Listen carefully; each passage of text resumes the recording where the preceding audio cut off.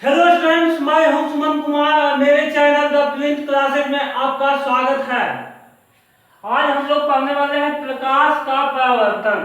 क्या पढ़ेंगे? प्रकाश का परावर्तन, जिसको हिंदी में कहते हैं रिफ्लेक्शन ऑफ लाइट। इसमें कुछ शब्द है, कुछ टर्म है, उसको हम लोग जान लेते हैं। जैसे प्रकाश, पहला शब्द है, पहला टर्म है इसका प्रकाश। प्रकाश क्या होता है? प्रकाश को कहा जाता है इंग्लिश में लाइट। प्रकाश होता क्या है? प्रकाश किसे कहते हैं? तो प्रकाश क्या होता है? प्रकाश एक ऊर्जा का रूप है।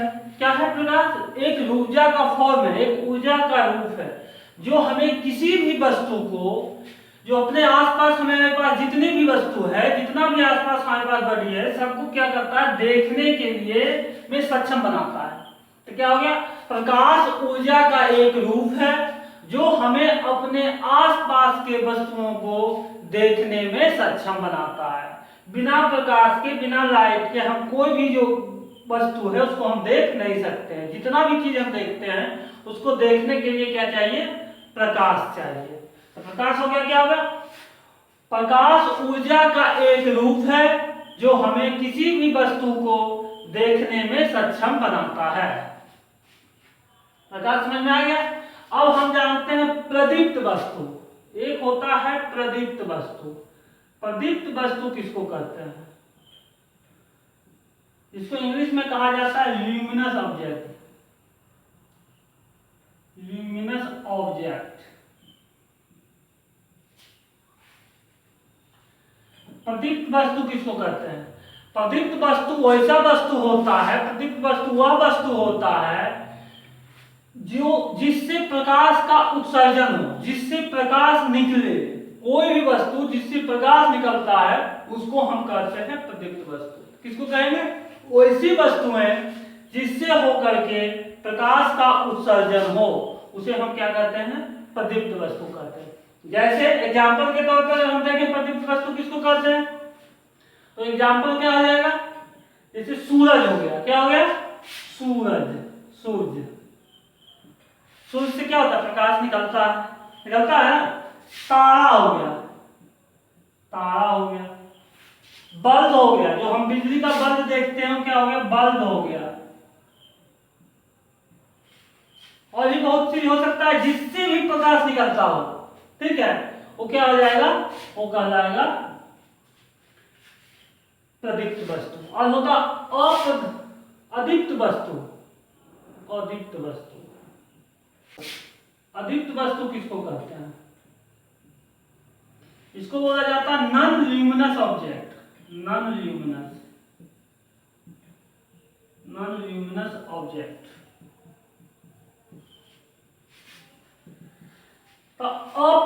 अदीप्त वस्तु किसको कहते हैं?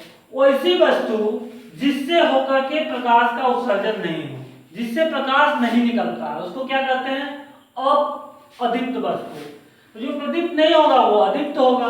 जैसे एग्जाम्पल के लिए क्या हो जाएगा? कोई भी चीज ले सकते हैं जिससे नहीं प्रकाश निकलता। जैसे हो गया कुर्सी, हो गया, कुर्सी से प्रकाश निकलता है क्या? नहीं निकलता है। तो ये क्या हो जाएगा? अदीप्त वस्तु हो जाएगा। बेंच हो गया, हमारे पास जो बेंच होता है, डेस्क हो गया। और क्या हो जाएगा? चंद्रमा। चंद्रमा क्या होता है? चंद्रमा से भी प्रकाश नहीं निकलता है।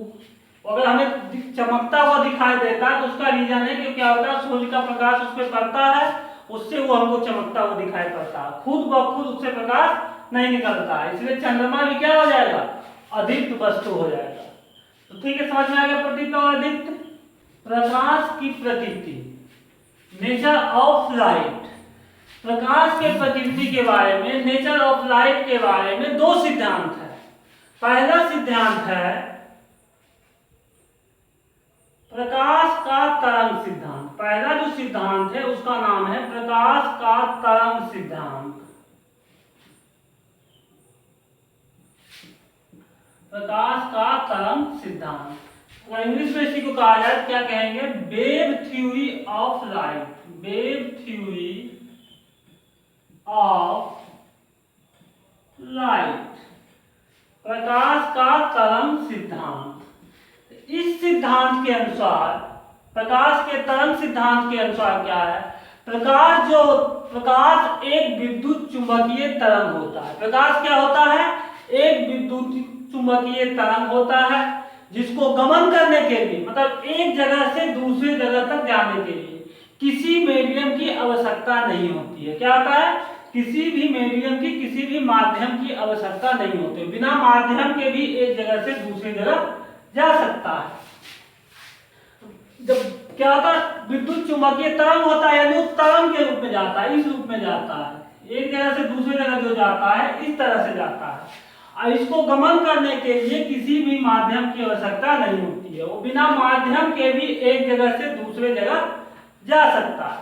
तो क्या होगा, लिखेंगे, लिखना होगा तो लिखेंगे प्रकाश एक विद्युत चुंबकीय तरंग होता है जिसको गमन करने के लिए किसी माध्यम की आवश्यकता नहीं होती है।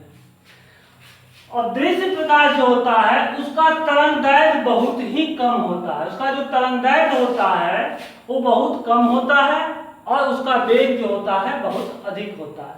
तरंगदैर्घ्य क्या होता है, दो शीर्ष या दो वृत्त के बीच की दूरी, यहां से यहां तक का जो दूरी होता है ये बहुत ही कम होता है। ये दूरी या ये दूरी, यहां से यहां तक का दूरी, यही होता है तरंगदैर्घ्य, जिसको लैम्डा से इंडिकेट किया जाता है। जो दृश्य प्रकाश होता है, दृश्य प्रकाश का तरंगदैर्घ्य अर्थात वेवलेंथ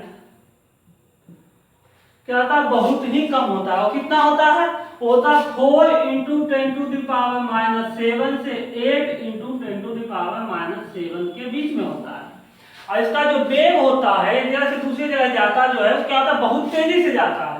तो वेग क्या होता है, उसका वेग होता है 3 × 10⁸ मीटर/सेकेंड।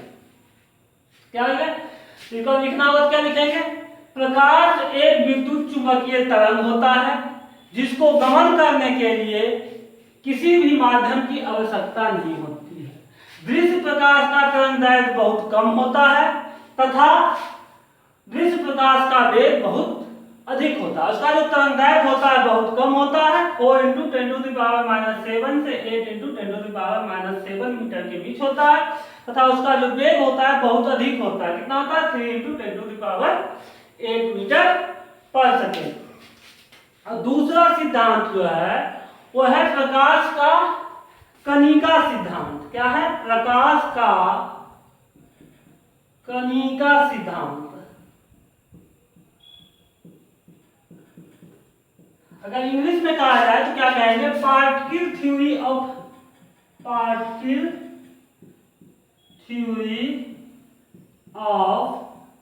Light, particle theory of light, या हिंदी में क्या होगा, प्रकाश का कणिका सिद्धांत। तो इस सिद्धांत के अनुसार क्या है, प्रकाश जो होता है छोटे छोटे कणों से मिलकर के बना होता है। क्या होता है, प्रकाश छोटे छोटे कणों से मिलकर के बना होता है जो बहुत तेजी से, बहुत अधिक गति से सीधी रेखा में गमन करता है, मतलब इधर उधर नहीं जाता। वो क्या करता है, इसके अनुसार क्या है, प्रकाश छोटे छोटे कण से बना हुआ है जो बहुत तेजी से सीधी रेखा में गमन करता है, बहुत अधिक वेग से सीधी रेखा में गमन करता है। तो लिखना बात क्या लिखेंगे, प्रकाश छोटे छोटे कणों से मिलकर के बना होता है जो बहुत अधिक गति से, बहुत अधिक वेग से सीधी रेखा में गमन करता है। तो एक जगह से दूसरे जगह पे जाना होता है तो वो सीधी रेखा में जाता है। प्रकाश का आधुनिक सिद्धांत, जो इंग्लिश में कहते हैं मॉडर्न थ्योरी ऑफ लाइट। इस सिद्धांत के अनुसार जो प्रकाश का प्रकृति होता है वो कणिका के जैसा भी होता है, मतलब कण के जैसा भी होता है और तरंग के जैसा भी होता है। यह देखिए निर्भर किस पे करता है, यह उसकी परिस्थिति पर निर्भर करता है। किस परिस्थिति में, किसी परिस्थिति में वो तरंग के जैसा बिहेव करता है और किसी परिस्थिति में वो क्या करता है, कण के जैसा बिहेव करता है, पार्टिकल के जैसा बिहेव करता है। तो क्या लिखेंगे, प्रकाश का आधुनिक सिद्धांत के अनुसार प्रकाश के पास तरंग तथा कणिका दोनों तरह का प्रकृति होता है, यह उसके परिस्थिति पर निर्भर करता है। कब कण के जैसा होगा और कब वो तरंग के जैसा होगा। ठीक है, प्रकाश के आधुनिक सिद्धांत को आधुनिक क्वांटम सिद्धांत भी कहा जाता है। क्या कहा जाता है? आधुनिक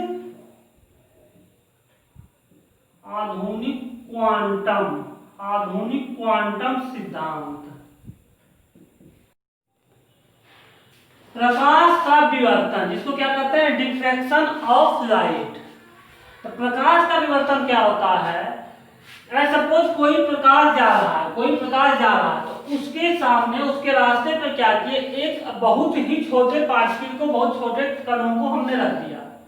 तो रखने से क्या होता था? प्रकाश को तो सीधा जाना चाहिए था, तो प्रकाश छोटा वस्तु जो रख दिए, उसके कारण हम क्या देखते हैं? प्रकाश क्या करता है? उसके बगल से होकर के क्या होता है? मूव करके आगे चला जाता है। तो जो मूव करके आगे चला जाता है, इसी घटना को कहा जाता है, इसी प्रक्रिया को कहा जाता है प्रकाश का विवर्तन। अगर इसको लिखना होगा तो क्या लिखेंगे?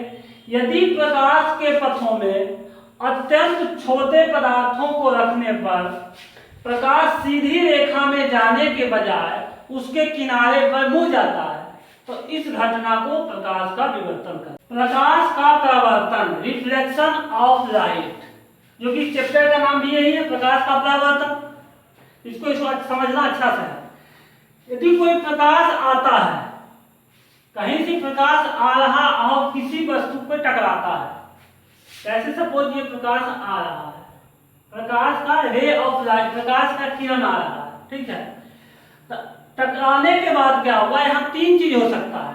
या तो इसको पास कर जाए, क्या होगा? यहाँ से आया और इस वस्तु को क्या हो? पास कर जाए, आगे की ओर बढ़ जाए।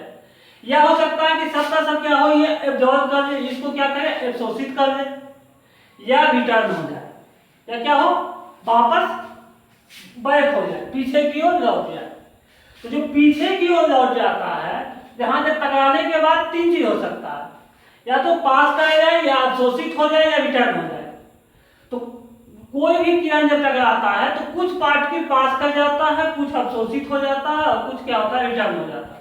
तो रिटर्न होने का जो घटना है, रिटर्न होने का जो प्रक्रिया है, उसी को कहा जाता है प्रकाश का परावर्तन। तो लिखना होगा, क्या लिखेंगे? यदि प्रकाश की किरणें किसी सतह पे पड़ती है, तो सतह पे पड़ने के बाद उनकी कुछ किरणें पीछे की ओर लौट जाती है, तो इसी घटना को हम कहते हैं प्रकाश का परावर्तन। जैसे कुछ किरण क्या हुआ? लौट गया, तो इसी को हम क्या कहेंगे?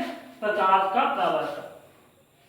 तो वैसे वस्तु में प्रकाश का परावर्तन ज्यादा होगा जिसमें क्या हो? एक साइड क्या हो? पॉलिश किया हुआ हो। अगर क्या किया हुआ? नीचे की ओर एक साइड में क्या हो? पॉलिश किया हुआ हो, तो उसमें प्रकाश का परावर्तन ज्यादा होगा। अगर पॉलिश नहीं किया हुआ हो, बिना पॉलिश का हो, तो उसमें परावर्तन कम होगा। उसमें कुछ चांसेस है कि वो क्या होगा? आगे की ओर निकल जाएगा, या कुछ अवशोषित हो जाएगा। लेकिन अगर हम पॉलिश कर देते हैं तो उसमें प्रकाश का परावर्तन ज्यादा होता है।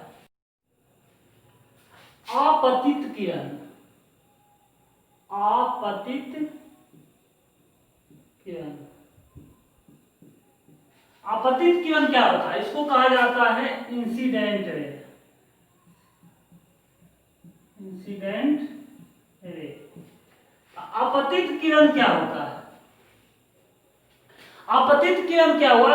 कहीं से लाइट आ रहा है और किसी सतह पे टकरा रहा है, तो जो प्रकाश आ रहा है, जो प्रकाश की किरण आ रहा है, उसी को कहा जाता है आपतित किरण या इंसिडेंट रे।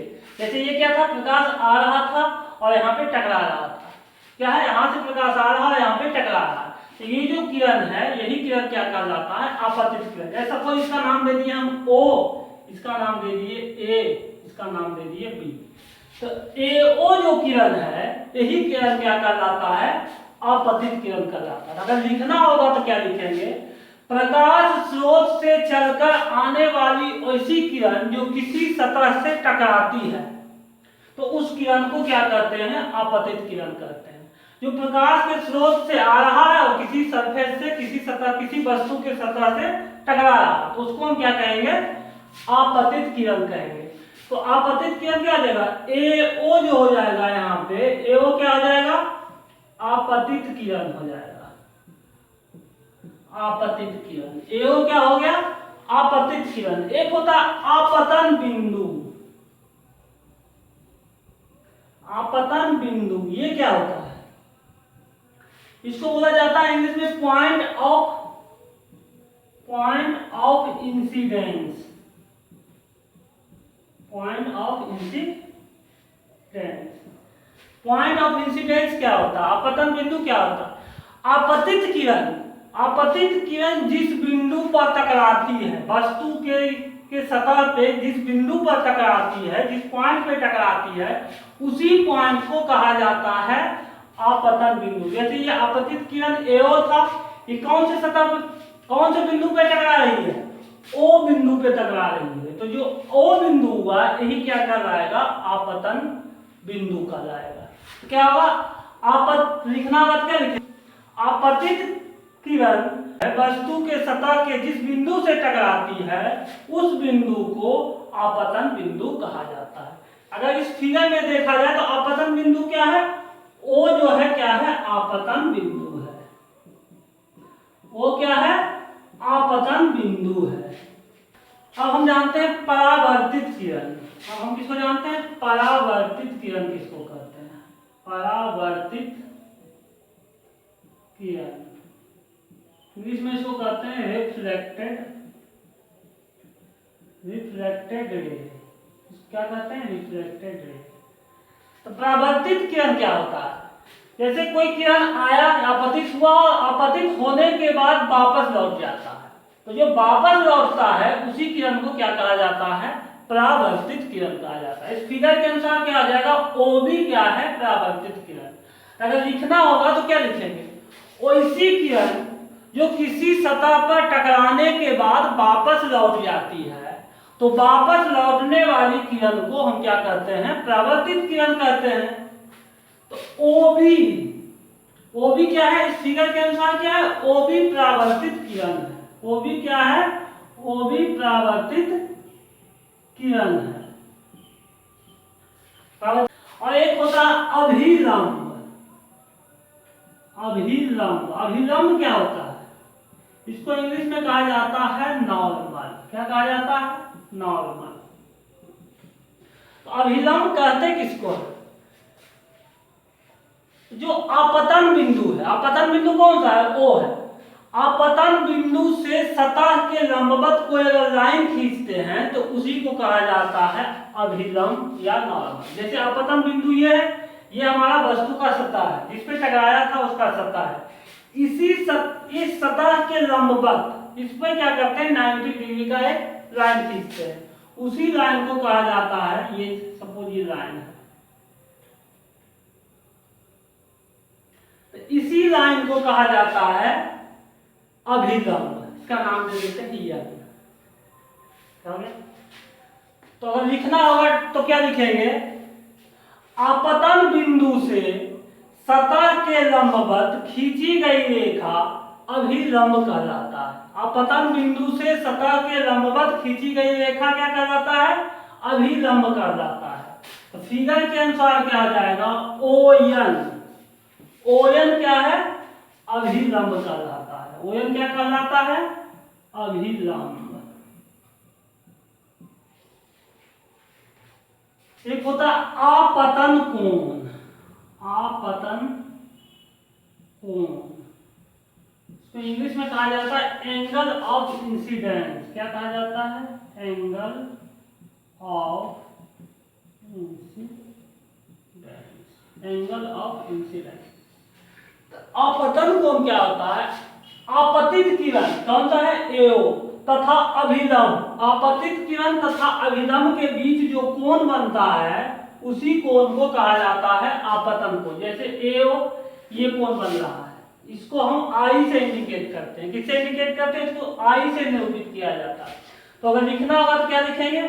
आपतित किरण तथा अभिलंब के बीच बनने वाले कोण को आपतन कोण कहते हैं, एंगल ऑफ इंसिडेंस कहते हैं। इसको आई से प्रदर्शित किया जाता है। इसको क्या किया जाता है? आपतन कोण को आई से प्रदर्शित किया जाता है। आई, अगर आपतन कोण का नाम लिखना होगा तो क्या लिखेंगे? आई बराबर क्या रहेगा? ए ओ एन। यही बन रहा है ना, आपतित किरण ये हो गया, अभिलंब ये हो गया। तो दोनों के बीच जो कोण बन रहा है कौन सा हो जाएगा, AON, यही कहलाएगा आपतन कोण।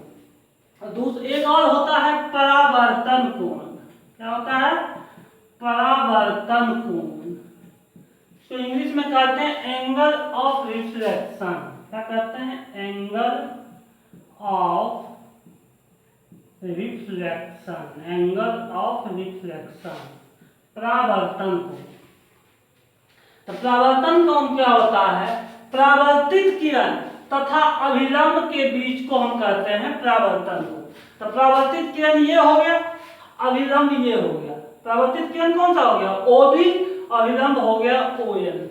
तो OB और ON के बीच जो कोण बनेगा, परावर्तित किरण तथा अभिलंब के बीच जो कोण बनेगा, यानी ये वाला कोण, वही क्या कहलाएगा, परावर्तन कोण। इतना बात क्या लिखेंगे, परावर्तित किरण तथा अभिलंब के बीच बनने वाले कोण को परावर्तन कोण कहते हैं। इसको R से प्रदर्शित किया, किससे प्रदर्शित किया जाता है, R से, स्मॉल r से।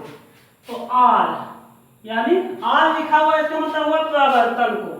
तो परावर्तन कोण का अगर नाम लिखना होगा तो क्या आ जाएगा, BON या NOB, एक ही बात है। क्या आ जाएगा, एंगल BON। क्या आ जाएगा, परावर्तन कोण क्या आ जाएगा, एंगल BON, कोण BON। प्रकाश के परावर्तन का नियम, law of reflection of light. तो प्रकाश के परावर्तन का दो नियम है। कितना नियम है, दो नियम है।